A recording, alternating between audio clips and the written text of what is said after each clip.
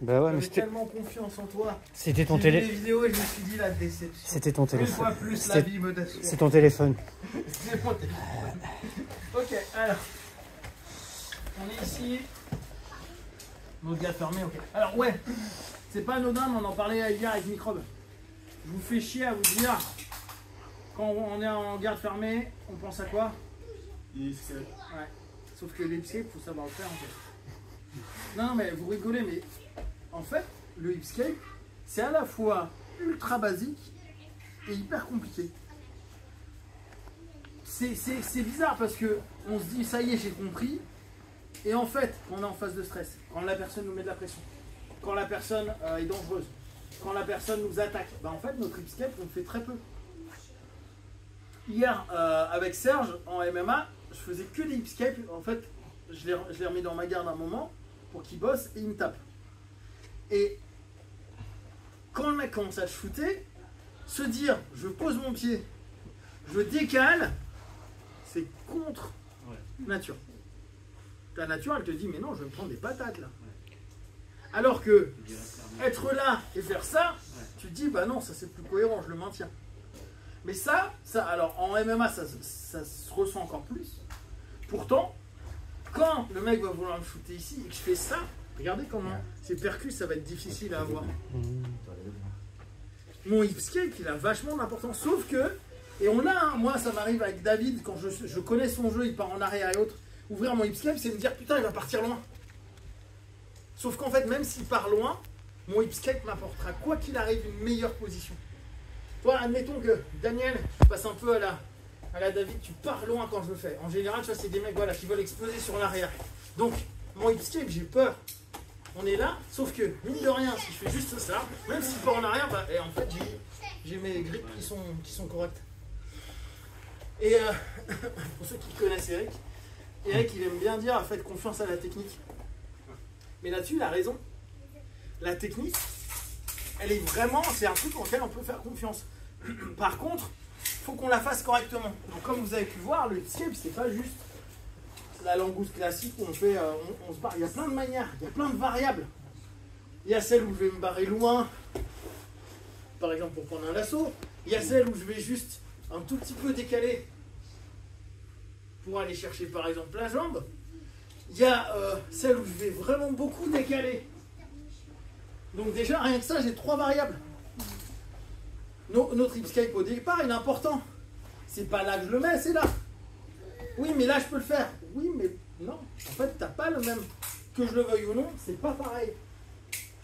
D'accord? Là, je serais limité. Donc oui, c'est un gain de temps, oui, on a l'habitude, oui, l'expérience fait que vous allez le faire, ok. Mais techniquement parlant, c'est pas juste. Donc Hipscape, en fait, souvent on s'en fout, au bout d'un moment on dit oui, bon, Hipscape, je sais, on va le ressortir. Mais en fait, on ne sait pas le faire. Et je vous dis, hein, je suis ceinture noire, je suis aussi en train de me dire parfois, mais je suis con, pourquoi je ne fais pas bien mon Hipscape? Parce que j'ai une tension, parce que j'ai une flip, parce que je me dis ça va pas marcher, parce que je vais être dans la merde, et en fait quand je le fais, je me dis allez, j'ai confiance. Bah, j'ai gagné les centimètres qui m'amènent à ce que le mec a un temps de retard. Ou on est dans le même temps. Donc bah, en fait je suis pas moins bien qu'avant. Parce que je suis ouvert. Ok? Bon ça c'est important. Donc première chose. On est ici. Action-réaction. Je reviens. La première, vous vous souvenez, je pose, je ramène, je vais chercher. Je peux chercher avant la jambe si j'ai envie, ça vous doit. Là, celui-ci, mon pied il est toujours au sol. Donc en général, là je suis bien connecté à mon partenaire. Je le ramène sur moi. Hop, et après j'emmène. Ok, on ne fait pas la seule pour l'instant, c'est pas ce qui m'intéresse. Donc on reprend de ce côté, dans cet angle-là. Je suis ici, je fais mon action-réaction, je reviens, Hipscape, il n'est pas trop large, ça me permet de monter, je suis bien sur mon flanc. Et pensez à ça, vous êtes trop sur le dos souvent sur vos Hipscape. Moi je veux que vous soyez là sur le flanc, sur l'épaule. C'est épaule, pied, épaule, pied. Là, je reviens, hop, je tire, hop, je ramène. Ok? Ça, c'est le premier.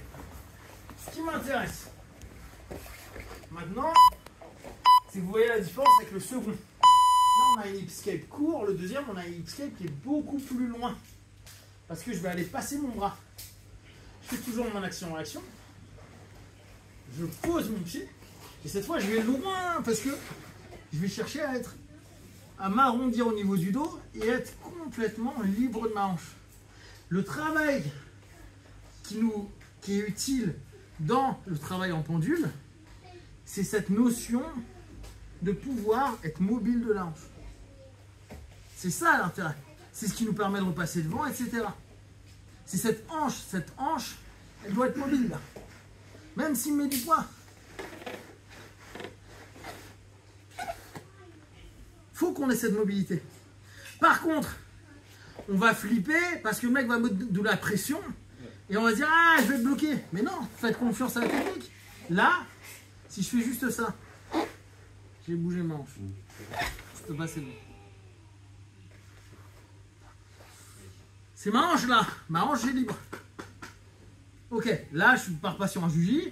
Donc mon idée à ce niveau-là, c'est monter. D'accord, c'est monter. Et là encore, je reprends Microbe parce que je trouve que c'était intéressant, sa problématique.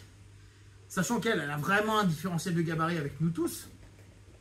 C'est, vu qu'elle a un petit gab, elle va tout serrer.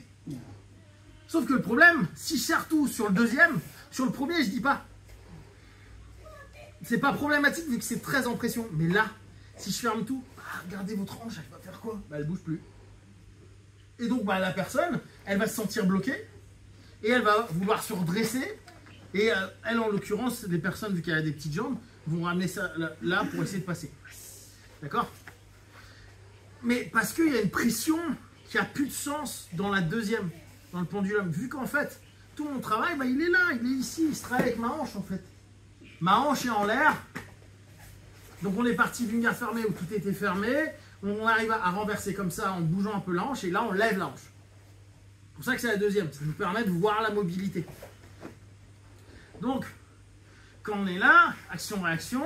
Mon escape, cette fois, il se fait long. Je passe à l'intérieur. Et maintenant, ma jambe est toujours relevée. C'est ma jambe qui fait le taf. Ok. Celle-ci remonte. Elle met une petite pression. Mais c'est pas une pression à la mort. C'est une pression d'orientation. Ok? Et je suis libre. Là, je ramène, hop, je contrôle, je reprends, je contrôle. Je prends ce côté-là. Donc, ça paraît tout bête, mais vraiment créer de la mobilité. On est là, action-réaction. Je reviens, escape. Regardez comment ma hanche, elle est aidée par ma jambe. Ma jambe n'est pas raide. Bon, là, s'il revient là, en l'occurrence, si on remonte complètement, je pense que je repartirai. Et c'est l'intérêt d'avoir ma hanche. Bon, je suis libre, je peux faire plein de choses. C'est l'intérêt de la garde ouverte. Là, on ouvre la garde pour vraiment avoir une mobilité de hanche. Donc, je vous demande de vous focaliser sur le pendule, la jambe levée et les mouvements que vous pouvez faire avec la hanche. Ok? Dernier pour les gradés. On le reverra plus précisément.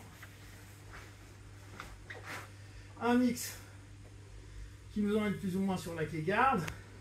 On est là, je fais un action-réaction, je reviens, je fais escape, je passe mon genou. Là, je peux prendre si j'ai envie ou juste ouvrir. D'accord? Là, je peux revenir à l'intérieur.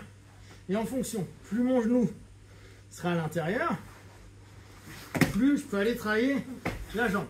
Voilà, il est choupichou. D'accord? Plus je peux aller travailler tout plein de trucs au niveau des jambes, c'est plutôt cool. Plus je vais être en haut, plus mon genou sera à distance du sol, plus je vais pouvoir travailler sur des charges. Je suis là, donc même principe, je pars sur un long escape, je reviens, hop, et là je peux aller sur des charges. D'accord? Qui ressemble à peu près à ce qu'on fait là, pour les moins gradés. Ok, et là j'ai pas mal de cheminement possible. Il peut bouger, je peux revenir, je peux réattaquer ici. J'ai pas mal de choses. Hein. Ok? C'est pour les avancements.